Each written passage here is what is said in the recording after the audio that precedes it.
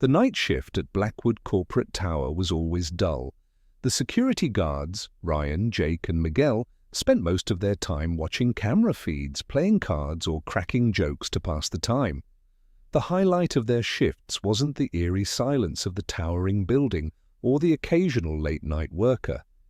It was old Pete, the janitor. Pete was in his late 60s, hunched with age but still moving swiftly with his mop and bucket.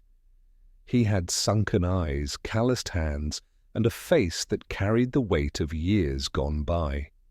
He barely spoke, only muttering short replies when necessary. Most employees ignored him, and the guards, they found him hilarious.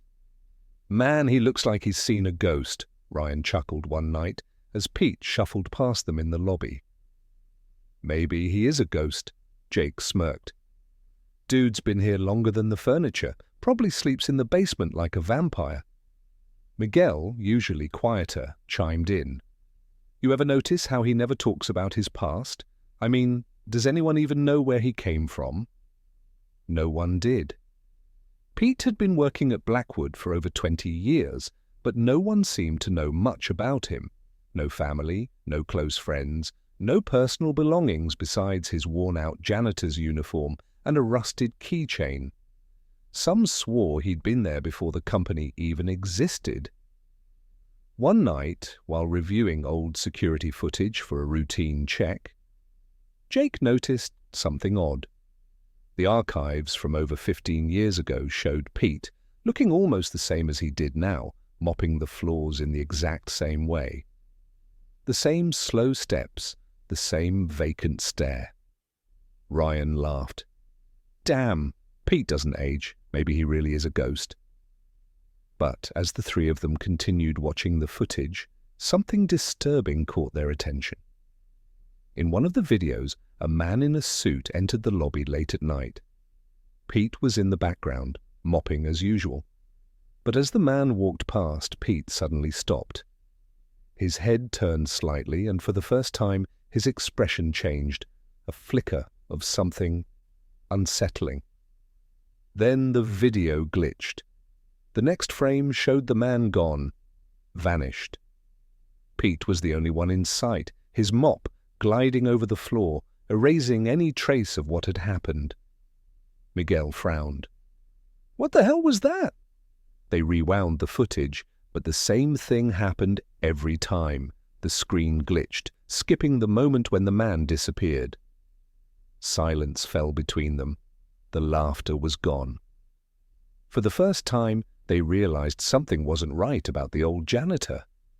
To be continued. A thick tension filled the security room.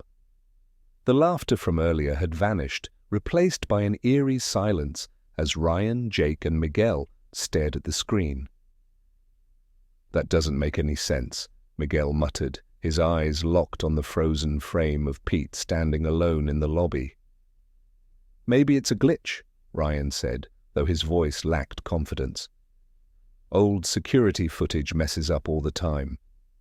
Jake, always the skeptic, shook his head. "No, but this isn't just a bad recording. The dude in the suit disappeared, like, completely. No exit, no trace, just gone." Miguel hesitated before speaking. And Pete, he saw it happen. A cold shiver ran through them. Pete, the harmless old janitor they had laughed at for years, had witnessed something impossible. Or worse, he had something to do with it. Digging into the past. Unable to shake the unsettling feeling, the guards decided to dig deeper. If Pete had been here for over 20 years, there had to be something about him in the company records. Miguel accessed the employee database, typing Peter into the search bar. A long list of names appeared, but only one matched their janitor. Peter Whitaker, hired 1999, no emergency contacts, no listed address besides the janitor's storage room in the basement. "That's weird," Jake murmured. "Most employees have at least some background info, but this guy, it's like he doesn't exist outside of this building." Ryan frowned. "Try searching for old incident reports. Maybe something happened. Miguel clicked through security reports from years past. At first, nothing unusual showed up, just minor break-ins, lost access cards, and complaints about late-night noises. But then, in the year 2007, he found something. Missing person report, Daniel Grayson. The details sent a chill down their spines. Daniel Grayson was an executive who worked in the building. One night, he stayed late for a meeting and was never seen again, last seen in the lobby at 2:13 a.m. The exact date and time matched the security footage they had just watched, the footage where the man in the suit disappeared. "Guys," Miguel said, his voice barely above a whisper, "Daniel Grayson was the man in the video." Confronting the janitor. They couldn't ignore it anymore. Pete wasn't just an ordinary janitor. He was hiding something. Determined to get answers, the three guards decided to confront him. It was almost 2 a.m. and Pete would soon start his usual cleaning routine in the lobby. They found him near the service elevator, wheeling his mop bucket down the hall. The moment Pete saw them approaching, he stopped. His tired, hollow eyes studied them carefully, as if he already knew why they were there. Ryan cleared his throat. "Hey, Pete, we need to ask you something." Pete sighed and leaned on his mop. "About what?" Miguel stepped forward. "About Daniel Grayson." Pete's expression didn't change, but his grip on the mop tightened. "You were there," Jake pressed. "The night he disappeared. We saw the footage. The moment he walked past you, he was just gone. What happened?" For a long moment, Pete said nothing. Then, in a voice low and steady, he asked, "You really want to know?" The guards exchanged uneasy glances, but it was too late to turn back now. "Yeah," Ryan said, "we do." Pete exhaled deeply, as if carrying a burden too heavy to bear. He looked past them, down the dimly lit hallway, before muttering, "You boys have no idea what this building is hiding." The secret, beneath the building. Pete motioned for them to follow. He led them to an old maintenance door at the end of the basement hallway. It was rusted, the paint peeling, as if it hadn't been opened in years. From his pocket, he pulled out an old iron key, sliding it into the lock. With a loud click, the door creaked open. A dark stairwell descended into the unknown. Miguel hesitated. "Where does this go?" Pete turned to them, his face cast in shadow. "To the part of this building no one talks about." The guards exchanged nervous glances, but they had come too far to back out now. One by one they stepped inside, following Pete into the darkness. To be continued. Pete led them down the dark, narrow stairwell, the air growing colder with each step. The fluorescent lights from the hallway faded behind them, swallowed by shadows. Miguel flicked on his flashlight, the beams slicing through the dust-filled air. The steps creaked under their weight, and a damp, earthy smell filled their lungs. It was clear this part of the building hadn't been touched in years. Ryan swallowed hard. "How far does this go?" Pete didn't answer. He just kept walking, his old boots scraping against the stone steps. The silence was suffocating. Then, after what felt like forever, they reached the bottom. The stairwell opened into a massive underground chamber. The walls were lined with rusted pipes, and old, faded signs hung from the ceiling, warning of high voltage and restricted access. In the center of the room stood something that made their blood turn to ice, a metal door, thick, industrial, and covered in deep scratches, the kind of door you'd see in a vault. Jake ran his hand over the surface. "What the hell is this?" Pete sighed. "This is where it all started." The truth about the building. Pete turned to face them, his face grim. Before Blackwood Corporate Tower was built, this place was a government facility. Top secret. No one outside knew what went on down here. Miguel frowned. A government facility? For what? Pete hesitated. Then, in a voice barely above a whisper, he said, "Experiments." A heavy silence followed. Ryan let out a nervous laugh. "You're messing with us, right? What kind of experiments?" Pete's eyes darkened. "On people." Jake stiffened. "What do you mean, on people?" Pete took a step closer. Back in the late 80s, this facility was part of a classified project. They took people, some criminals, some drifters, some who just disappeared off the streets, and they ran tests on them. They were trying to create something that shouldn't exist. Miguel's hands clenched into fists. "And what happened?" Pete exhaled. They succeeded. A chill ran through them. One night something got loose. Whatever they created, it wasn't human anymore. It did things no living thing should be able to do. It could be standing right in front of you and you'd never even see it. And when it wanted to, it could make people disappear. Ryan took a step back. "Wait, so you're saying that thing took Daniel Grayson?" Pete nodded. And not just him. Others too. Jake's voice was barely a whisper. "So why is this place still standing? Why wasn't it shut down?" Pete's eyes flickered toward the vault door. "Because they thought they locked it away." A heavy silence fell. "Something is watching." Miguel's throat was dry.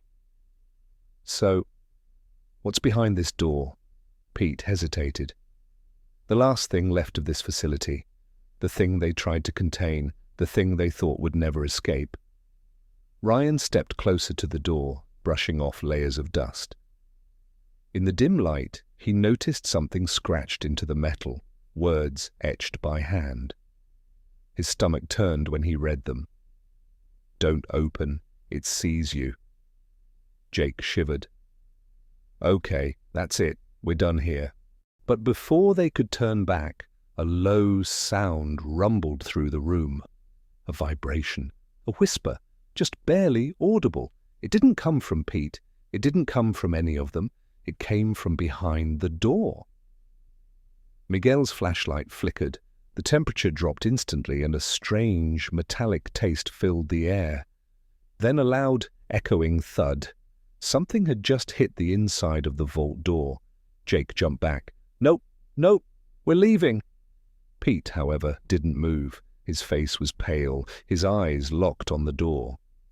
"It knows we're here," he whispered.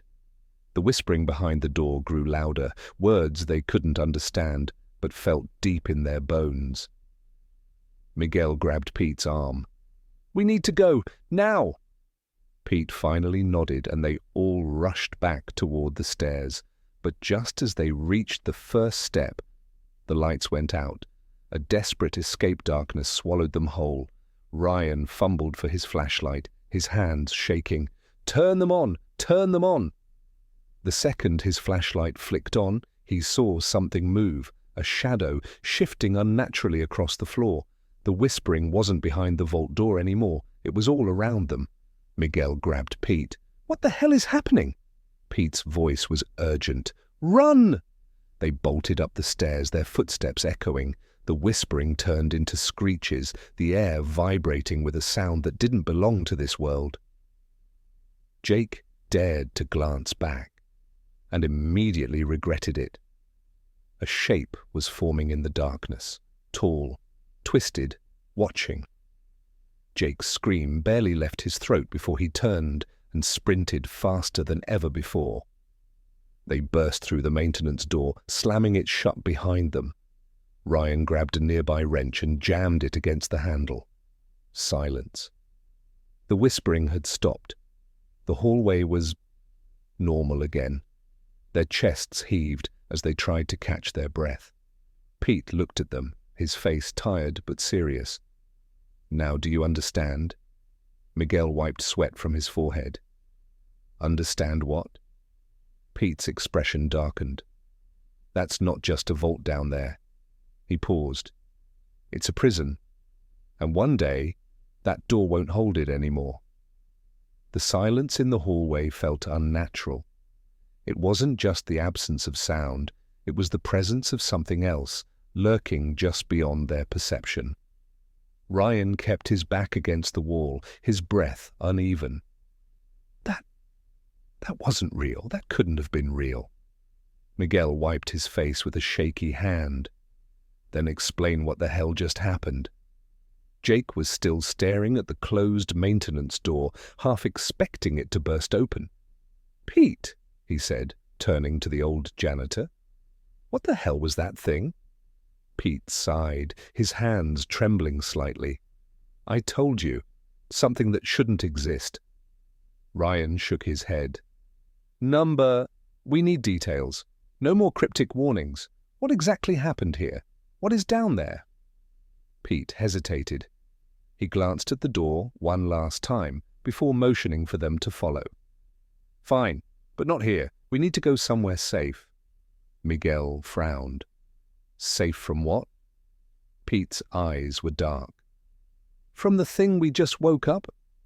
Pete's story. They followed Pete to a small, forgotten janitor's closet on the far side of the building. The room smelled of dust and old cleaning chemicals.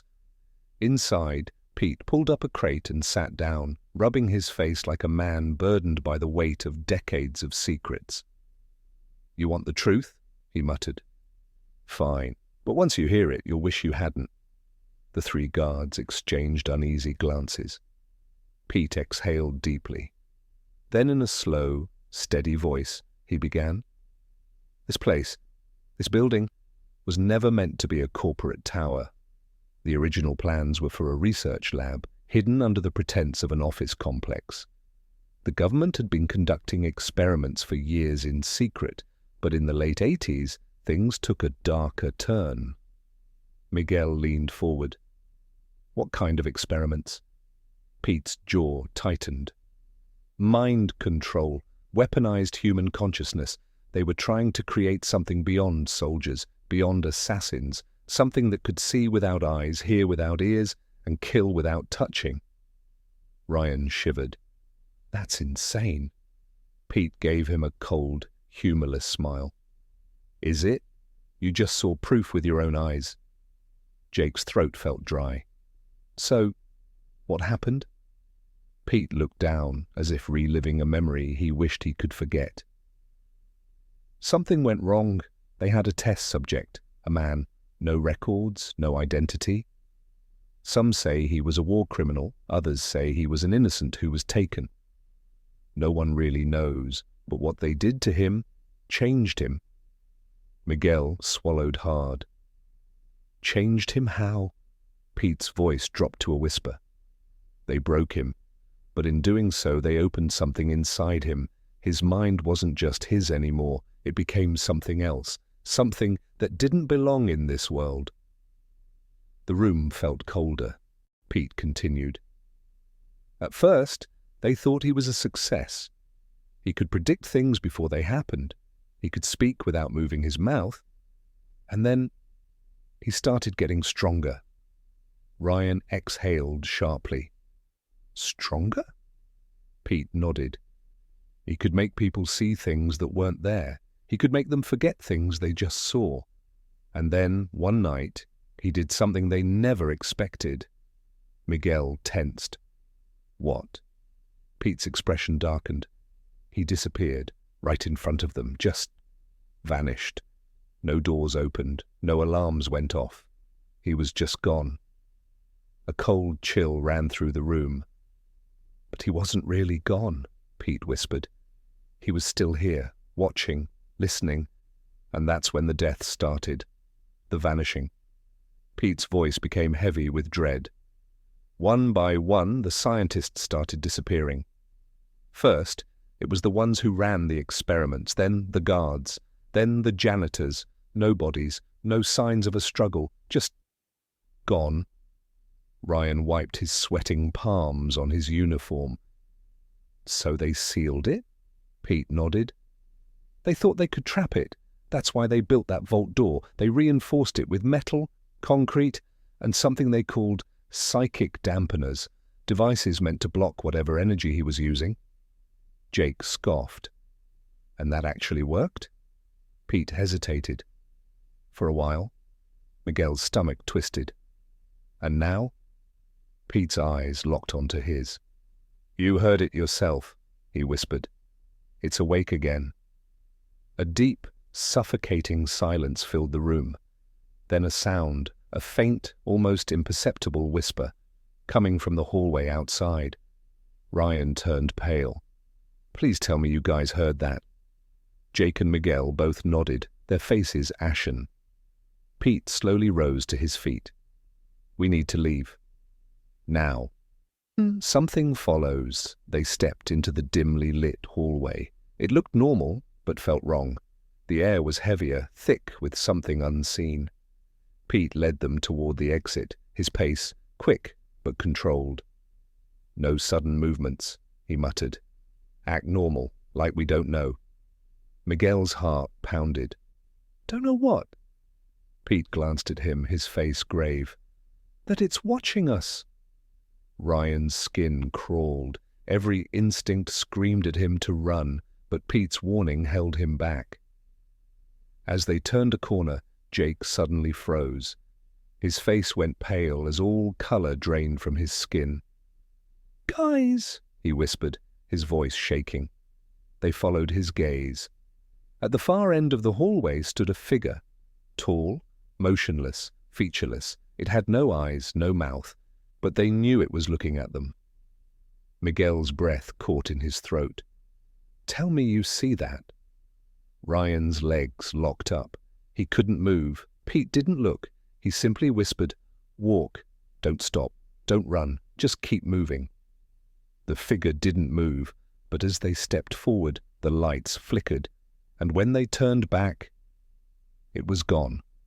The hallway stretched before them, empty, yet suffocating. The lights above flickered, casting shadows that seemed to move on their own. Miguel clenched his fists. "We need to get the hell out of here." Pete, however, didn't look convinced. "You think leaving is that simple?" His voice was grim. "If it wanted to kill us, we'd already be dead." Jake's breath hitched. "Then, what does it want?" Pete exhaled shakily. "To be acknowledged." Ryan's brows furrowed. "What do you mean?" Pete took a slow step forward, keeping his voice low. "This thing, it doesn't just exist in our world. It exists where our minds go. That's why we're still alive. It's feeding off our fear. The moment we panic, the moment we let it inside..." Miguel swallowed. "We lose." Pete nodded. "Exactly." Jake's eyes darted around. "So what do we do?" Pete turned toward them, his gaze steady despite the horror surrounding them. "We act like we don't believe it's real." The last exit. The security guards followed Pete toward the main exit. The door was just a few feet away, so close that Miguel could almost taste the cold night air. Then, without warning, bang! The emergency lights shut off.